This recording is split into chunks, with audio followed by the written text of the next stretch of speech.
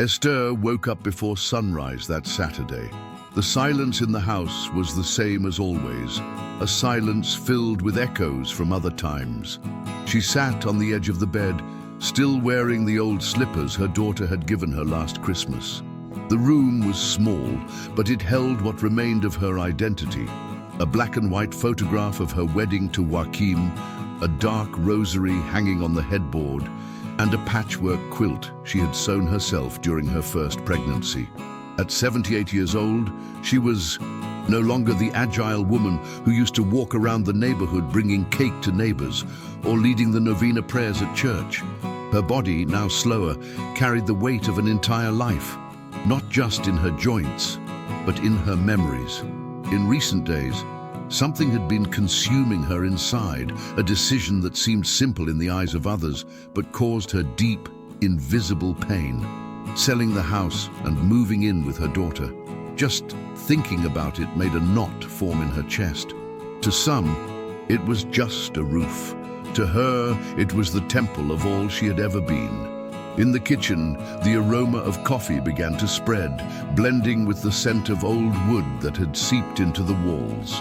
She sat in her old armchair by the window, where she used to watch her children play in the yard decades ago. The cup trembled slightly in her hands, not from lack of strength, but from an excess of thoughts. The clock on the wall read 6:45 a.m., and its ticking seemed to mock her indecision. Why was it so hard to leave? Why did something that seemed logical, moving in with her daughter, being cared for, having company, feel like a kind of betrayal? It was as if, by leaving that place, she would be leaving behind her entire story. And more than that, she feared being a burden, a weight. Maybe her daughter would say no, that it was a pleasure to have her around. But Esther knew how these things went. Words said one thing, tired looks said another. Did anyone still see value in her? Did God still see her? That last question cut through her like a fine blade, because more than any practical answer, she needed a sign, a whisper from heaven saying, "I'm still here." In her youth, whenever doubts tormented her, Esther had a habit. She would kneel beside her bed and talk to God, like one talks to an old friend. And somehow, an answer always came. Sometimes in the form of peace, other times as a word spoken by someone on the street, a verse read by chance. But now, even kneeling, heaven seemed silent. No chills, no words, no signs. Just silence. A deafening silence that seemed to say, "You've already lived all you were meant to." That idea hurt more than all her physical pains. It wasn't fear of death. It was fear of being forgotten, that her existence no longer had relevance either in this world or in God's plan. Am I alone in this? She wondered, looking at the image of Our Lady in the corner of the room. Is this what aging is? Being slowly pushed out of your own life until no one even notices you're there? Her throat tightened, the coffee grew cold, and outside, the day insisted on being born anyway. She then got up and walked to the window. The sky was beginning to turn orange and gold, and the morning breeze brought that chill that mixed autumn with longing. Esther remembered her husband, Joachim, sitting in that same armchair years ago, laughing at the children running through the yard. She also remembered the day he passed. His hands were cold, his eyes wet, and the last words he spoke before closing his eyes were etched into her. "You've always been the rock of our home, Esther, but even rocks need rest." She tried to honor those words, but she didn't know how anymore, because rest to her sounded like an end, and she still wanted to be useful, still wanted to be part of something, still wanted to be a blessing, not a task. When the wind touched her face, she closed her eyes and murmured a prayer. "Lord, if there's still something left for me, show me. It doesn't have to be loud, I can hear even a whisper." And she stayed there for a few minutes, standing with her eyes closed, trying to hear what God's silence was trying to say. In the distance, she heard the laughter of a child in the street, a dog barking, a pan falling in the neighbor's house. The world moved on, life moved on, but inside her, everything felt suspended, It wasn't just about the house. It was about what it represented. It was about the life she had built there. The walls that had heard prayers, the furniture that had witnessed tears. It was about leaving behind sacred ground, not just an address. And it was also about fear, the fear of becoming invisible, that upon leaving, no one would know that she had once been strong, that she had faith, that she had loved. And in the midst of that whirlwind of thoughts, she felt something warm roll down her cheek. It wasn't just a tear. It was the weight of a story that no longer seemed to fit anywhere else. The entire room seemed to listen in silence, and even so, she had no answer. Esther went back inside and sat on the edge of the armchair, her elbows resting on her knees and her hands clasped as if holding her own heart. The wooden seat creaked, as if it too carried old memories. With her eyes lost on the floor, she began to remember when her children were young, the time one of them got sick, and she spent the night awake, kneeling on the cold bathroom floor, begging God not to take her child. He survived. Then she was certain God heard her. She felt his presence even in the smallest things, in a breeze, in a hug, in a song playing on the radio. Now, not anymore. Now the world seemed to whisper everything except what she needed most, direction. And that lack of clarity was eating her up inside. Is it me who stopped listening, she wondered? Or does God go silent when we get old? The pain of feeling forgotten was more cruel than any physical pain. It was a pain you couldn't see, but that lived between her chest and her throat, preventing her from even breathing peacefully. On the side table next to the armchair lay the rosary she had inherited from her mother. She picked it up delicately, as if holding someone's memory. The beads slid between her fingers, familiar, cold, and comforting all at once. Each bead seemed to carry a piece of history, a birth, a loss, a blessing, a weight. Her mother's voice came back in her thoughts, like a gentle breeze from the past. Daughter, God doesn't always speak through thunder. Sometimes he only whispers. You need to be quiet to hear him. Esther smiled bitterly. How could she be quiet when her heart screamed with fear? How could she silence the doubts, the insecurities, the ghosts of an uncertain future? She clenched the rosary tightly, as if she could squeeze an answer from it. Just tell me if I'm still useful, Lord. Just show me if there's still a place for me in the world, she murmured. But all she heard was the creak of the wood and the distant sound of a car passing in the street. Nothing more. The cell phone resting on the table vibrated once, a barely audible sound, but in that heavy atmosphere, it echoed like thunder. Esther looked at it, hesitating. It was a message from her daughter. Mom, I just wanted you to know that I love you. No matter what you decide, I'll be here. Those words felt like an unexpected hug, and like a stab as well. She wanted to believe them, she really did. But an inner voice, harsh and cruel, whispered, what if she's just saying that so she won't hurt you? What if in practice you really are a burden? The doubt was eating her alive. She didn't want to be a burden. She wanted to be a gift, a breath of life, a joy, not an obligation. That thought crushed her from within. And once again she felt small, like a child afraid of troubling her parents, like an old woman apologizing for still being alive. And that hurt. It hurt more than any absence, because it was the absence of herself. Outside, the sky was already tinged with gold, one of those late afternoons that seemed to have been hand-painted by a God who loves details.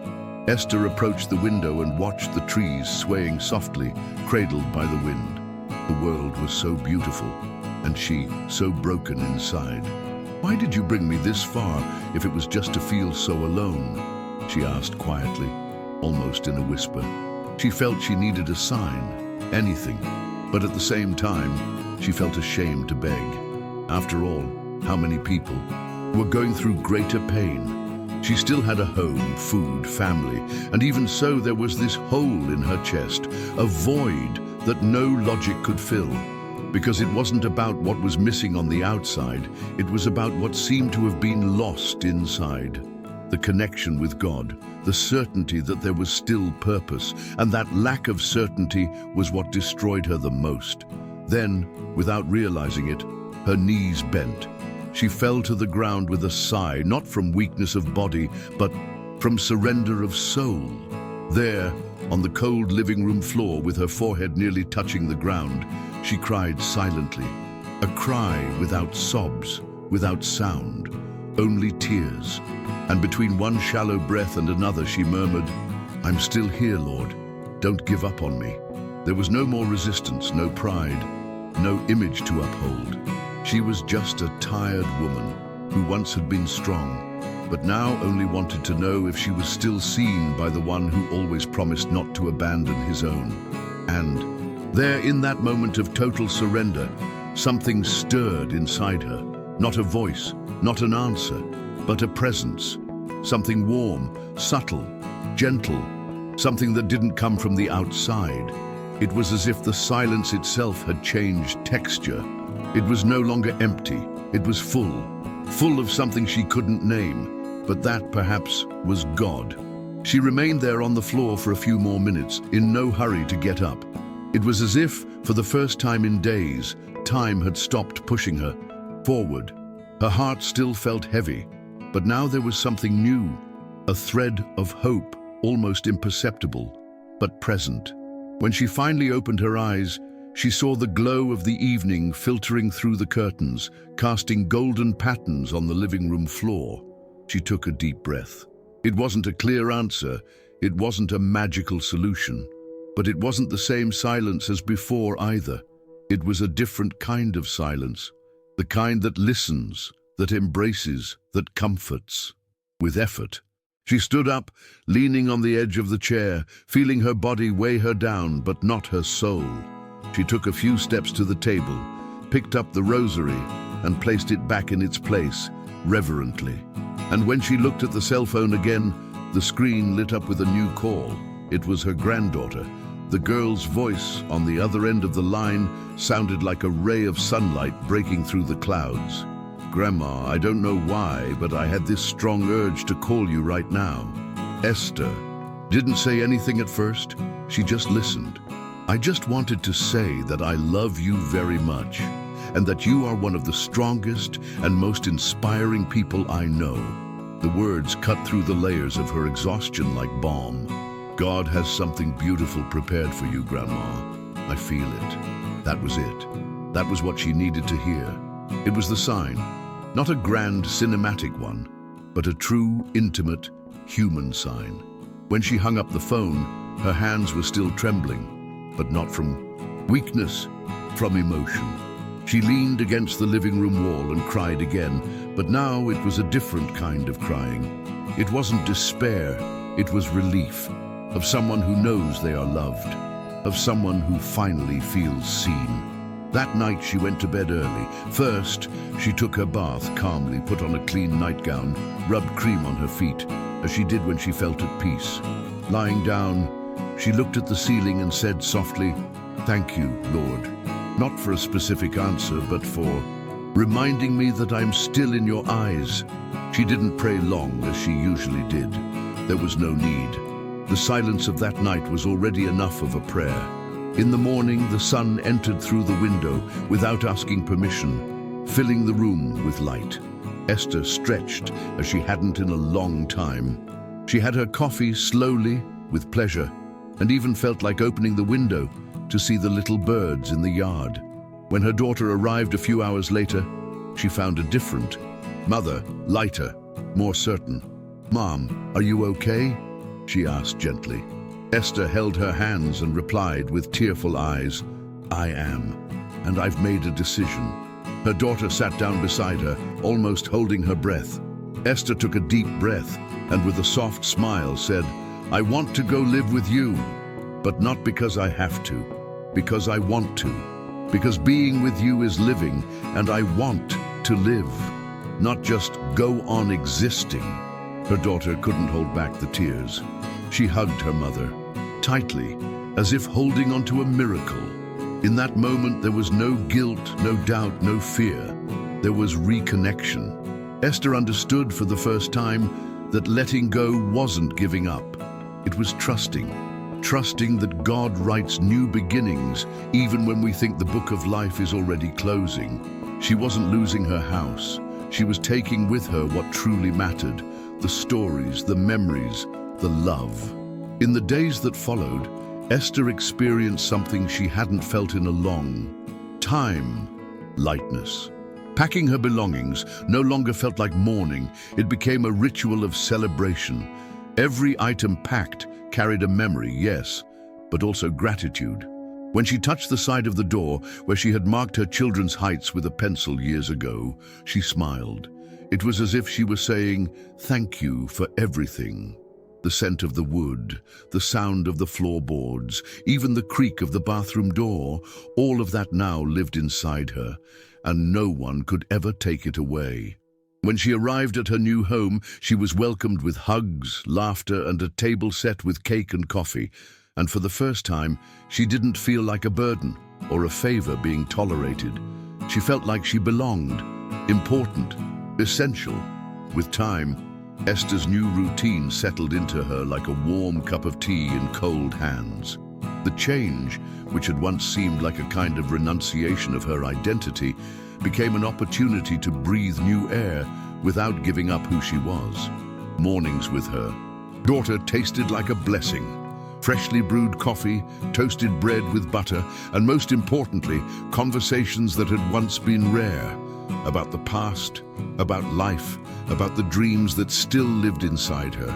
It was curious. For so long, Esther thought starting over would mean erasing, but little by little, she realized that starting over was about adding. It wasn't about abandoning her story, but allowing others to carry it with her, with love. In her granddaughter's eyes, she saw admiration.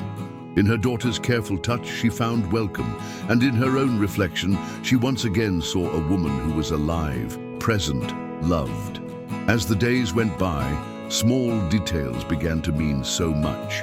Esther found herself smiling with ease, something she hadn't done in a long time. The laughter during family lunch prep, the simple comments at the table, the hands held on the couch during a random movie, all of it now felt miraculous. What had been lost in silence during her loneliness was now being restored in fellowship. One night, while hanging a family photo in her new room, she was moved. She touched the frame and whispered, "Thank you, Lord, for not giving up on me, even when I thought it was too late." And there, she understood something profound. The greatest miracle wasn't hearing a clear divine response. It was feeling through people that God speaks in gestures, and that those gestures can heal.